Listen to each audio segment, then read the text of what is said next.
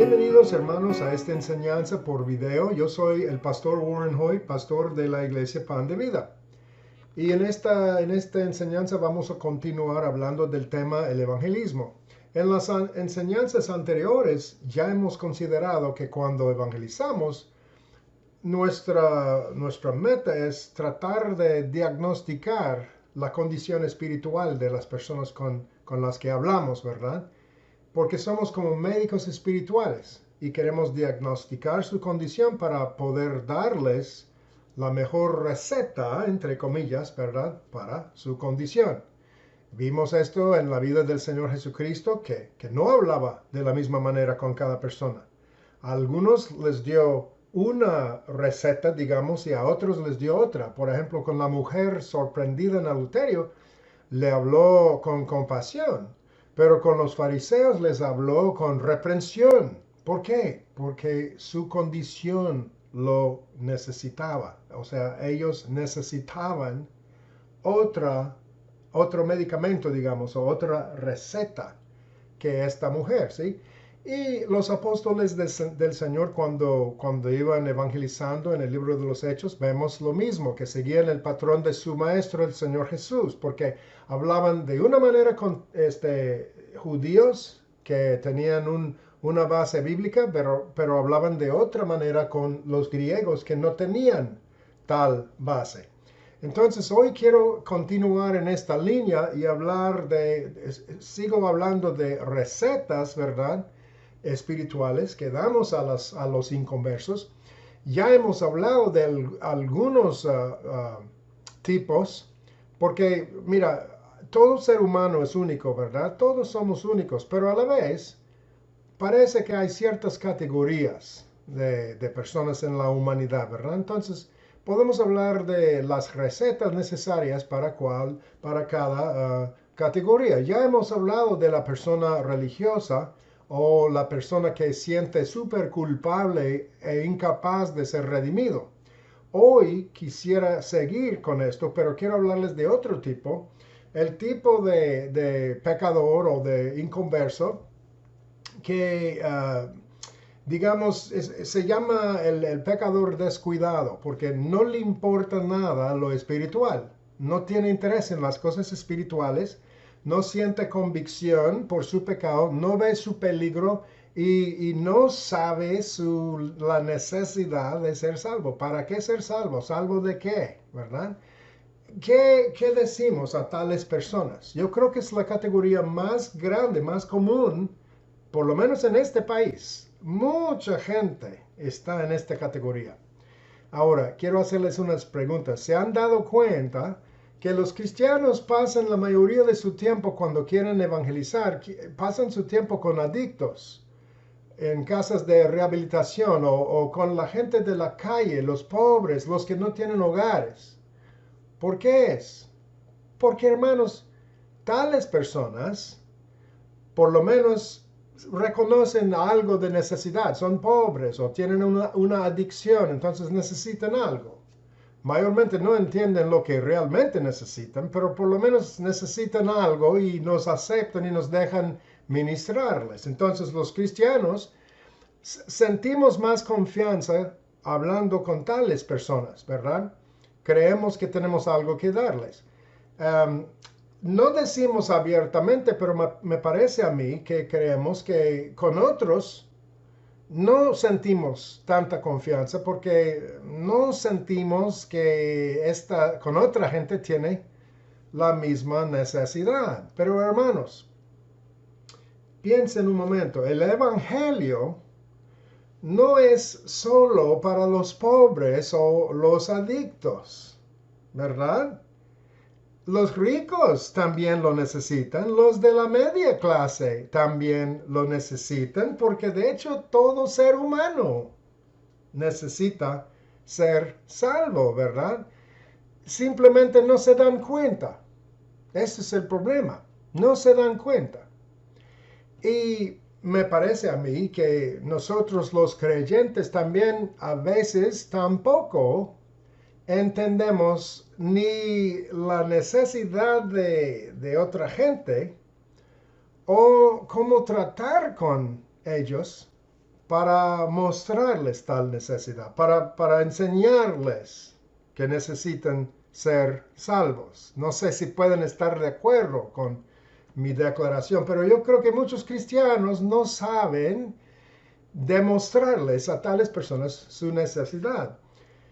Un adicto a las drogas, digamos, o al alcohol, muchas veces tampoco ve su necesidad, muchas veces tampoco quiere dejar su hábito, su adicción, ¿verdad?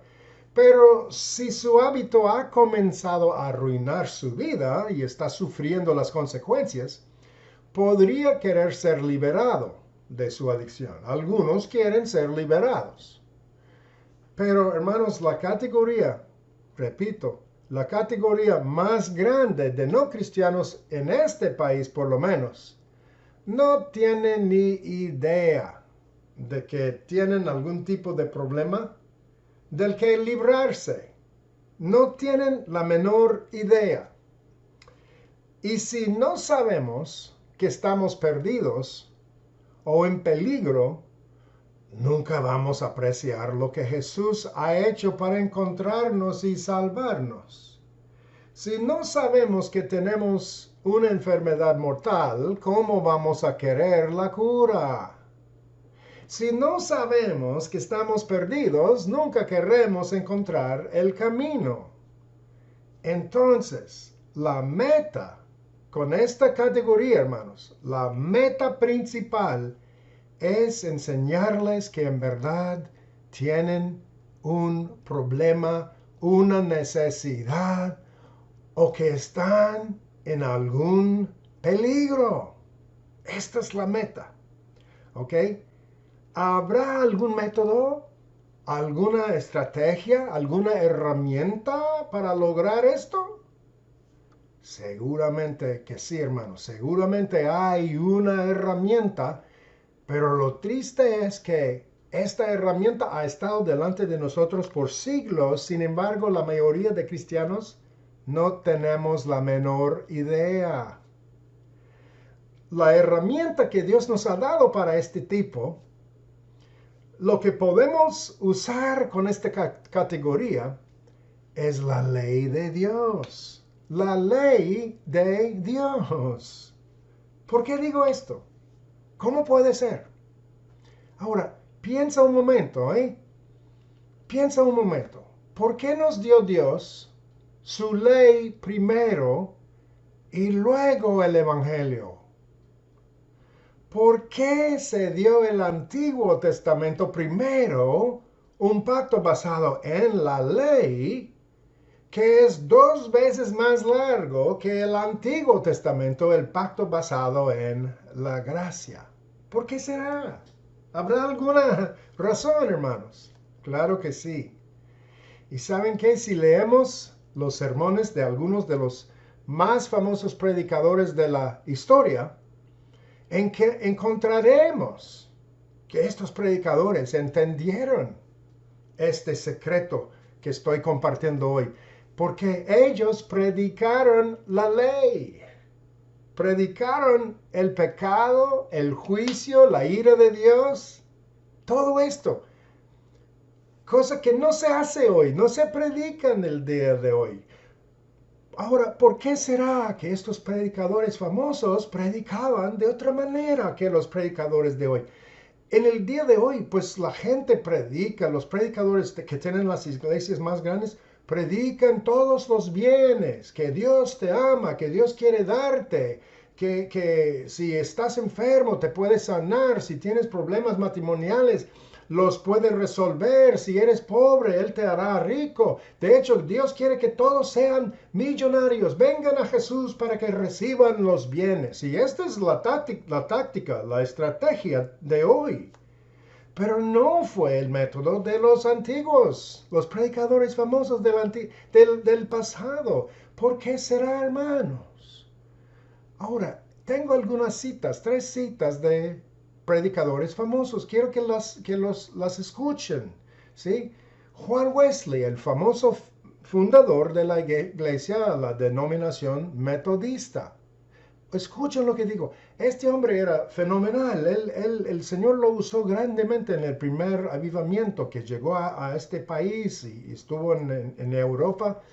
Y bajo la influencia de Wesley, unos 250,000 personas llegaron a los pies del Señor. Escuchen lo que dijo Juan Wesley. Él dijo, antes de que pueda predicar el amor, la misericordia y la gracia, debo predicar el pecado, la ley y el juicio. ¡Wow! ¿Por qué será? Antes de predicar el amor, la misericordia y la gracia, dice, debo predicar el pecado, la ley y el juicio. ¿Saben qué? También él escribió una carta a un predicador joven porque entrenaba a muchos jóvenes, muchos predicadores jóvenes, ¿verdad? Y en una carta escribió que este joven debe predicar, dice que el 90% de su predicación debe ser la ley y solo el 10% la gracia. 90% ley y solo 10% gracia. ¿Por qué, hermanos? Porque el primer objetivo con tales personas debe ser mostrarles que tienen una necesidad. La ley demuestra la necesidad, el peligro, el problema del ser humano. Ahora otra cita. Y esta es de Carlos Spurgeon, el famoso predicador inglés. Le llamaban el príncipe de los predicadores. Spurgeon dijo lo siguiente, deben ser muertos por la ley antes que puedan ser vivificados por el Evangelio. Deben ser muertos por la ley antes que puedan ser vivificados por el Evangelio. ¿Saben que este mismo Spurgeon dijo que los 10 mandamientos de Dios eran como 10 cañones que llegan al campo de batalla y que una vez que estas leyes disparan, estos cañones disparan a la humanidad, no se queda ni uno con vida? La ley de Dios mata y el Evangelio vivifica, pero tienes que saber que estás muerto antes de querer ser vivificado, ¿sí? Es la idea. Otra cita de L. Moody, famoso evangelista del siglo XIX, ¿verdad? Él dijo lo siguiente, Dios, siendo un Dios perfecto, tuvo que dar una ley perfecta. Y la ley fue dada no para salvar a los hombres, sino para medirlos. Para medirlos. Y luego dijo, la ley cierra la boca de todo hombre. Nos hace conscientes de que estamos bajo el juicio de Dios. Y luego añadió, entonces esto es la razón para que Dios nos da la ley, para mostrarnos a nosotros mismos en nuestros verdaderos colores. Para mostrarnos a nosotros mismos en nuestros verdaderos colores. Hermanos, estos predicadores entendieron algo que los de hoy no saben, no entienden. Que tenemos que usar la ley con las personas que no les importa su salvación porque no ven su necesidad. Ahora, por supuesto, las escrituras también enseñan el uso de la ley y la importancia de la ley. Les voy a dar solo unos ejemplos. Mateo 19 es un buen ejemplo. Es la historia del joven rico que se acercó a Jesús.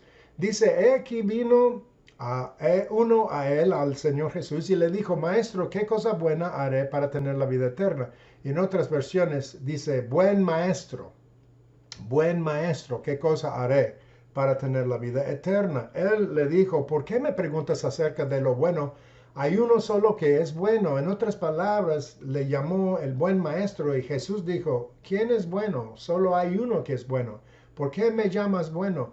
No estaba negando que era bueno, sino que más bien estaba llamándolo a ver que en verdad Jesús es Dios, era Dios en carne humana, porque Él es bueno. Pero si quieres entrar en la vida, oigan, dijo, guarda los mandamientos. Esto del dador de la gracia, Jesucristo, la gracia y la verdad vino por Jesucristo. Y sin embargo, Él le dice a guarda los mandamientos. Hermanos, Si alguien se acerca a nosotros y dice, ¿qué hago para tener la vida eterna? ¿Qué hacemos en el día de hoy? ¿Qué hacemos? Nosotros en el día de hoy hubiéramos dicho, bueno, joven, ¿sabes qué? Inclina tu rostro y repite esta oración. Señor Jesús, yo soy pecador, pido perdón, pido que entres en mi vida, etc. Nosotros tomamos a la ligera lo del pecado y la necesidad de salvación, de qué se trata la salvación. Tratamos con el problema de una manera superficial. Nosotros decimos a todos, inclinen sus rostros, repiten esta oración, la oración del pecador. Muy bien, ahora que has repetido la oración, eres salvo. Lo que quiero que vean es que Jesús no trataba así con la gente. Dijo, guarda los mandamientos, mostrándole que habían requisitos, ¿verdad? Algo, ¿verdad? Que tenía que hacer. Le dijo, ¿cuáles? Jesús respondió, no cometerás homicidio, no cometerás adulterio, no robarás, no dirás falso testimonio, honra a tu padre y tu madre y amarás a tu prójimo como a ti mismo. Entonces, las leyes que tenían que ver con las relaciones interpersonales, etc. No, no las leyes que tenían que ver con Dios, sino las que tienen que ver con la humanidad. El joven le dijo, todo esto he guardado, ¿qué más me falta? O sea, se dio cuenta de que le faltó algo, pero a lo mejor pensaba que era un detallito, nada más, algo pequeño. Casi había llegado, casi había cumplido con todo, pero le faltó algo. ¿Qué más, Señor? ¿Qué necesito? Entonces le dijo Jesús, si quieres ser perfecto, perfecto, míralo, perfecto. Anda, vende tus bienes y dalo a los pobres y tendrás tesoro en el cielo y ven, sígueme. Pero cuando el joven oyó la palabra, se fue triste porque tenía muchas posesiones. Hermanos, el Señor le dio un requisito bien difícil. Vende tus bienes, dalo a los pobres y ven, sígueme. A nadie más, jamás Jesús dijo tal cosa de que tenemos récord. Solo a este le dijo. ¿Por qué? ¿Por qué será, hermanos? ¿Tenemos todos que vender todo lo que tenemos y darlo a los pobres? No, si fuera así, yo no estaría aquí con esta computadora, con esta casa, con mi carro, etc. Yo tendría una túnica, ¿verdad? Y sandalias. Pero Jesús nunca dijo tal cosa a nadie. Se lo dijo nomás a este. ¿Por qué? ¿Por qué será? Porque este joven, hermanos, pensó que había guardado la ley y no vio la necesidad. Realmente vio algo de necesidad, pero era algo superficial, no grande, no una cosa grande. Él no entendió su necesidad desesperada de perdón y de salvación. Él se creía bueno.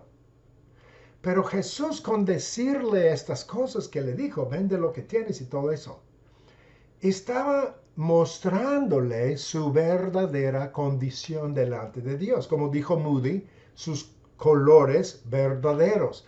En otras palabras, usó la ley como un espejo. El espejo, uno mira en el espejo y se ve que está sucia su cara, ¿verdad?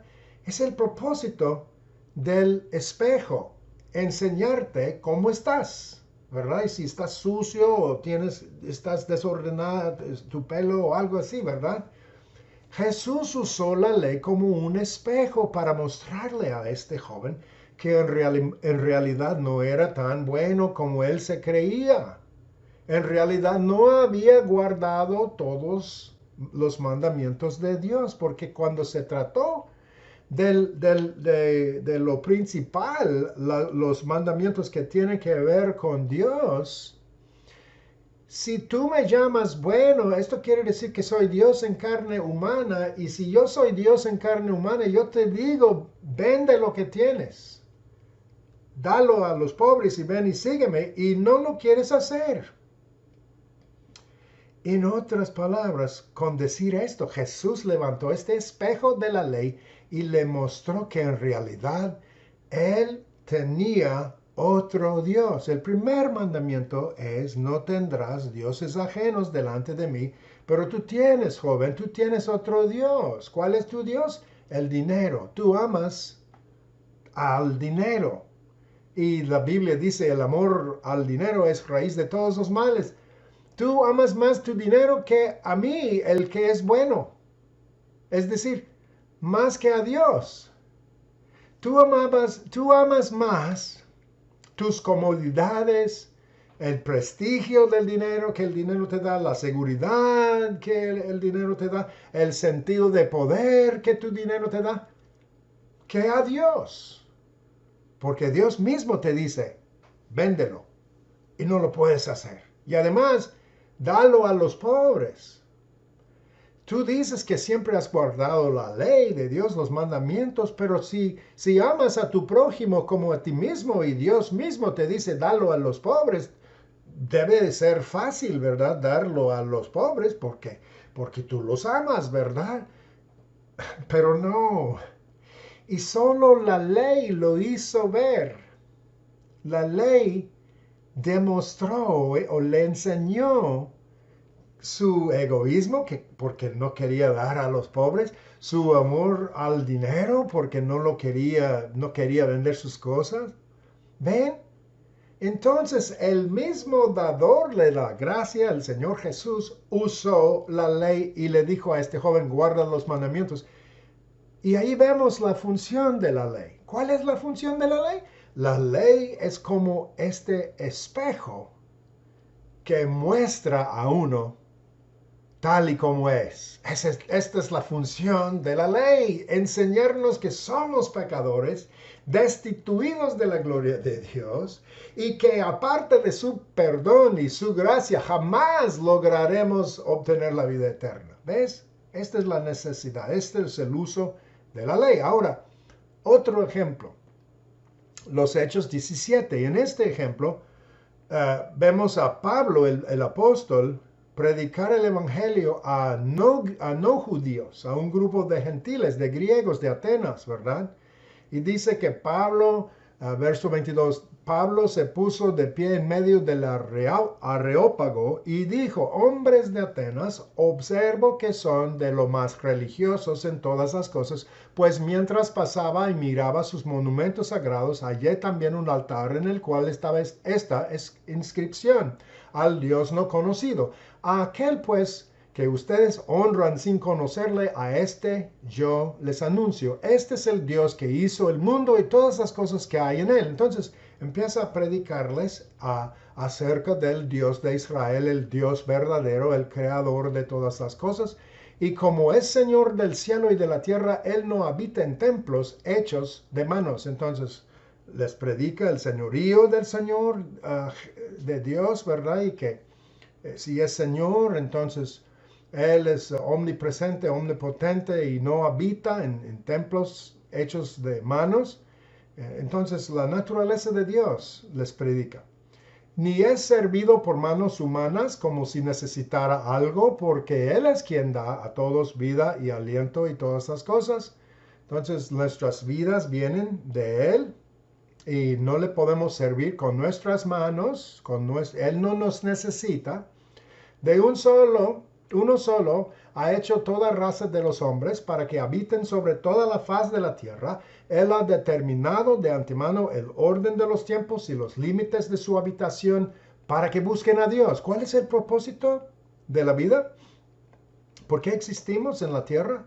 Dice aquí Pablo, para que busquen a Dios. En otras palabras, les presenta al Dios vivo, verdadero de Israel, que es Señor de todo, que es creador, que nos ha dado la vida, entonces le debemos nuestras vidas y dice que para que busquen a Dios. Entonces entendemos ahí que hay un propósito para la vida. Dios nos puso aquí con un propósito y este propósito es que le busquemos. Es nuestro deber buscar a Dios y tratar de entender qué quiere Él de nosotros. Esto es como la ley, presentar la ley, ¿verdad? Que hay un propósito de la vida. Tú estás viviendo según el propósito que Dios, por el cual Dios te formó. Si no, no estás obedeciendo la ley, ¿ves? Para que busquen a Dios si de alguna manera aún a tientas palparan y le hallaran, aunque a la verdad Él no está lejos de ninguno de nosotros, porque en Él vivimos, nos movemos y somos, como también han dicho algunos de sus poetas, porque también somos linaje de él. Siendo pues linaje de Dios, óiganlo, no debemos pensar que la divinidad sea semejante a oro, o plata, o piedra, escultura de arte e imaginación de los hombres. No debemos pensar. Es como decir, no hurtarás, no robarás, no adulterarás. Es presentarles la ley. No debemos pensar que la divinidad sea como una estatua o algo así, ¿verdad? En otras palabras, ustedes tienen estatuas por todos lados, tienen a otros dioses. No deben pensar así. Dios te hizo, Dios tiene un propósito para tu vida. Ustedes no han cumplido con este propósito, no le buscan, no le conocen y además adoran a otros dioses. Ese es el primer mandamiento que les está predicando, ¿ven? Sin decir, Éxodo 20 dice tal. No, pero Él está presentándoles la idea, el principio de la ley. Y luego verso 30. Por eso, aunque antes Dios pasó por alto los tiempos de la ignorancia, miren, les estoy acusando de ignorancia. Ustedes son ignorantes, no conocen a Dios, ni le buscan, ¿verdad? Él ha pasado por alto estos tiempos de ignorancia. En este tiempo, oigan, manda a todos los hombres, en todos los lugares, que se arrepientan. Que se arrepientan. Él manda el arrepentimiento. Dios manda. Es su requisito, es su ley. Por cuanto ha establecido un día en el que ha de juzgar al mundo con justicia por medio del hombre, a quien ha designado, dando fe de ello a todos, al resucitarle de entre los muertos. Wow, entonces les predica el juicio venidero. Les predica primero quién es Dios, su naturaleza, su carácter, cómo le han fallado, cómo le han desobedecido, que tienen ídolos, que piensan de una manera equivocada acerca de Dios y todo. Y luego les predica el juicio venidero y además dice que el juez que va a venir y juzgar es el mismo Señor Jesucristo que Dios ha levantado de los muertos. Entonces se les predica la resurrección. Y la fe, la evidencia de que Dios nos va a juzgar, es la resurrección de Jesucristo. Lo levantó de los muertos para mostrarnos que Él es el que va a juzgar a toda la humanidad. Entonces aquí se ve que aún incluso a los paganos, hermanos, Pablo les habló del pecado de la humanidad, a no buscar a Dios y vivir según sus propósitos, y el pecado de hacer imágenes y adorar a otros dioses, cosa que no se debe pensar ni hacer, ¿verdad? Que esto era ignorancia, que Dios lo pasó por alto, pero ahora manda a todos que se arrepientan, porque va a haber un juicio venidero y Cristo va a ser el juez y la prueba es la resurrección. Ahí se ve todo el paquete, ¿no? Ahí se ve que aún con los no judíos que no tenían base bíblica, se les predicó la ley. Pablo predicaba la ley. Espero que me entiendan y espero que lo vean en este pasaje. Poco más adelante, en los Hechos 24, 25, dice, cuando Pablo disertaba de la justicia, del dominio propio y del juicio venidero, Félix se llenó de miedo y respondió, por ahora vete, pero cuando tenga oportunidad te llamaré. O sea, Pablo estaba testificando a Félix, que era gobernador de Palestina en aquellos tiempos. Y hermanos, fíjense lo que dijo. No le habló del amor de Dios y la gracia y los bienes, que Dios te puede ayudar en tu matrimonio, el gobernador, o Él te va a dar más riqueza. Nada de eso, hermanos. No, ¿cuál era su enfoque? ¿Cuál era su método? Pues disertaba de la justicia. La justicia, tienes que ser justo, tienes que vivir de una manera correcta y recto delante de Dios, ¿verdad? Le habló de los requisitos de Dios, del dominio propio. Tienes que tener dominio propio, vivir en el temor de Dios, andar en santidad, etcétera, ¿verdad? Y luego le habló del juicio venidero y luego Félix se llenó de miedo.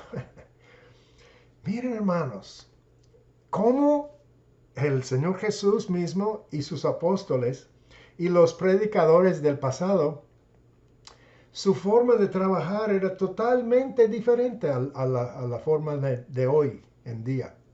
Su método era diferente. Ellos predicaban a los seres, a los inconversos, ¿verdad? Que no tenían a Cristo, les predicaban de la ley, el juicio y cosas así. ¿Para qué? Para despertarlos, para mostrarles su necesidad, su peligro, que hay una necesidad para la salvación. Félix era gobernador, era rico, él tenía poder y todo, pero él necesitaba la salvación, igual que el esclavo, ¿verdad? Que no tiene nada. Los ricos, los pobres, los de la media clase, los adictos, los que tienen mucha disciplina en sus vidas, todos necesitamos de la ley, del Evangelio, la gracia de Dios. Romanos 3:19 nos enseña la función de la ley y también Romanos 7 habla de la función de la ley. La función de la ley es que la ley nos muestra nuestro pecado. Si no hay límite de velocidad y tú andas muy recio, muy rápido por una carretera, ningún policía te va a parar porque no hay ley. Pero si hay un límite que dice 50 millas por hora y tú vas por 90 millas por hora y un policía te para, no tienes ningún pretexto, ninguna excusa, no puedes decirle, pues yo no sabía. No, pues la ley está ahí, la señal está ahí, te dice la velocidad, el límite. Y tú ibas más fuerte, más recio, ¿verdad?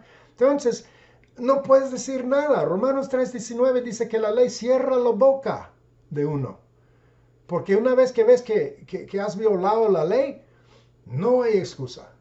Es blanco y negro y obvio, ¿verdad? El peligro y la violación, ¿verdad? Esa es la función de la ley. Y Romanos 7 dice que la ley nos enseña qué tan pecaminoso es nuestro pecado, que somos pecadores y qué tan pecaminosos somos, ¿verdad? Gálatas 3:24 es muy importante, porque allí dice, de manera que la ley ha sido nuestro tutor para llevarnos a Cristo, para que seamos justificados por la fe. Hermanos, ahí está escrito. La ley ha sido nuestro tutor para llevarnos a Cristo. El Antiguo Testamento fue dado primero para preparar la tierra para la venida de Cristo. Cuando Cristo vino, la gente, los judíos ya sabían que eran pecadores porque la ley vino primero. La ley ha sido nuestro tutor. Nosotros tenemos que predicar la ley porque cuando la ley entra y la persona ve la ley, entonces esto le hace consciente de que es pecador y que necesita gracia, que necesita el perdón de Dios, que necesita la salvación. La ley nos lleva a Cristo. Si no usamos la ley, nadie va a querer ir a Cristo. Pero una vez que la ley nos lleva a Cristo, podemos ser justificados por la fe. Y luego versículo 25 dice, pero como ha venido la fe, ya no estamos bajo tutor. Entonces, hermanos, ahí eso es muy importante. La ley tiene su propósito, pero una vez que nos lleva a Cristo y aceptamos a Cristo, no vivimos ahora por la ley, vivimos por la gracia y por el Espíritu y porque Cristo vive en nosotros. No estamos predicando la ley para poner a los cristianos bajo condenación, no, estoy hablándoles de la necesidad de usar la ley para los no cristianos, los inconversos, para llevarlos a Cristo, para enseñarles su necesidad de Cristo. Primera de Timoteo 1:8 dice, sabemos, sin embargo, que la ley es buena si uno la usa legítimamente. Y conocemos esto, que la ley no ha sido puesta para el justo, sino para los rebeldes e insubordinados, etcétera, etcétera. La ley es para hablar con los inconversos, para que vean que están en contra de Dios, que han ofendido a Dios, que han pecado. Esa es la función de la ley. Tenemos que evitar confusión y comprender el propósito de la ley, porque es buena si uno la usa correctamente. Y es para traer convicción por el pecado y mostrar la necesidad de Dios, ¿sí? Gálatas 2:16 dice, nadie puede ser justificado por la ley. Entonces, no es para nuestra salvación, es para traer convicción a los inconversos. Colosenses 2:16 dice, por tanto, nadie los juzgue en asuntos de comida o de bebida o respecto a días de fiesta, lunas nuevas o sábados. Todo ello es solo una sombra de lo porvenir, pero la realidad pertenece a Cristo. Entonces, no debemos caer bajo esclavitud otra vez, ¿verdad? A la ley. La ley es una sombra, la realidad pertenece a Cristo, pero tenemos que entender el propósito de la ley. Entonces, ¿qué les estoy sugiriendo? ¿Cómo usamos la ley cuando evangelizamos? Pues como siempre empezamos charlando, comunicándonos con la persona, haciéndole preguntas, etcétera, tratando de diagnosticar cuál sea su estado espiritual, ¿verdad? Pero una vez que encuentras que la persona no tiene convicción, no ve su necesidad, entonces puedes proceder con el uso de la ley. Puedes hacerle una pregunta como, ¿has visto tu necesidad del perdón de Dios? Por ejemplo, ¿qué? ¿El perdón de Dios? Yo no necesito el perdón de Dios. Ahí puedes empezar.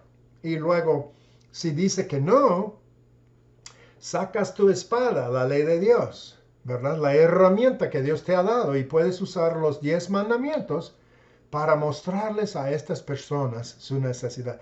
Con los primeros mandamientos solamente, hermanos, puedes lograr esto, porque el primer mandamiento, no tendrás dioses ajenos delante de mí. Si tú amas a tu novia y vives en fornicación y no obedeces a Dios, tú tienes otro Dios. Tu Dios es tu novia, tu Dios es el placer sexual. Si amas tu dinero más que a Dios, tú tienes otro Dios, el dinero. Si no te vas al domingo, si ni siquiera asistes a una iglesia una vez en la semana, tú tienes otros dioses.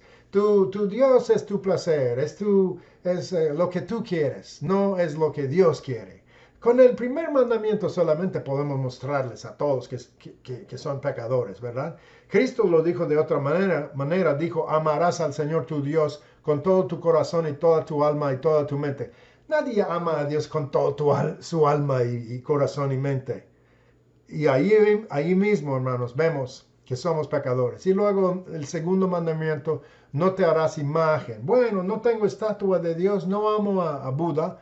Está bien, pero ¿sabes qué? Si haces una imagen de Dios en tu mente y imaginas a Dios de otra manera que la imagen de Dios que nos da la Escritura, entonces tú has hecho una imagen de Dios y tú adoras a una imagen que tú has creado en tu imaginación. No tomarás en vano el nombre del Señor tu Dios. Acuérdate del día sábado para santificarlo. Honra a tu padre y tu madre, etcétera, etcétera, hermanos. Podemos hablar de los 10 mandamientos y son el método, la táctica que Dios nos ha dado para tratar con estas personas. Luego Jesús expandió la fuerza de la ley porque Él nos dio los principios detrás de la ley. Por ejemplo, en Mateo 5, 27, 28 dijo, no solo no adulterarás, dice, pero si tú has codiciado, si quieres tener sexo con una mujer que no es tu esposa, entonces ya eres adúltero delante de Dios. Y la ley dice no matarás, pero yo te digo que si odias a uno en tu corazón, en tu mente, tú ya eres un homicidio, un asesino, ¿verdad? Delante de Dios. Entonces Jesús expandió la ley y nos dio el principio detrás de la ley, que es aún más estricto, más severo, más alto que la ley escrita, ¿verdad? Entonces la ley nos enseña qué tan razonable es el juicio de Dios a la luz de nuestra desobediencia.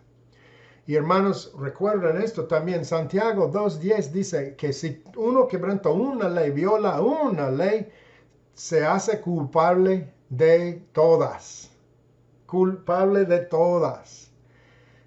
Tal vez ustedes han visto que los jarrones de la dinastía Ming valen decenas de miles de dólares, ¿saben?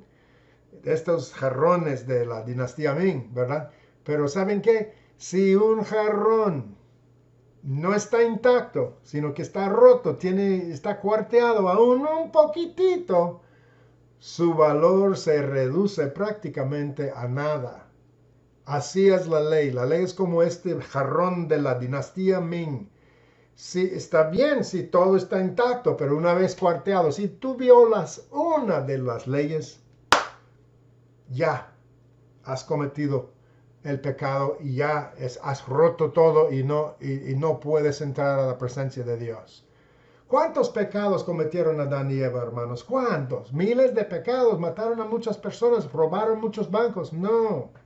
Cometieron un solo pecado, una sola vez desobedecieron a la ley de Dios. ¿Y qué pasó? Murieron, fueron expulsados y desde entonces todo el horror de esta vida aquí en el mundo caído, ¿verdad? Por cometer un solo pecado, hermanos. Y hay muchos otros versos que podríamos tratar, como Romanos 3:23, por cuanto todos pecaron y están destituidos de la gloria de Dios. Romanos 6:23, la paga del pecado es muerte.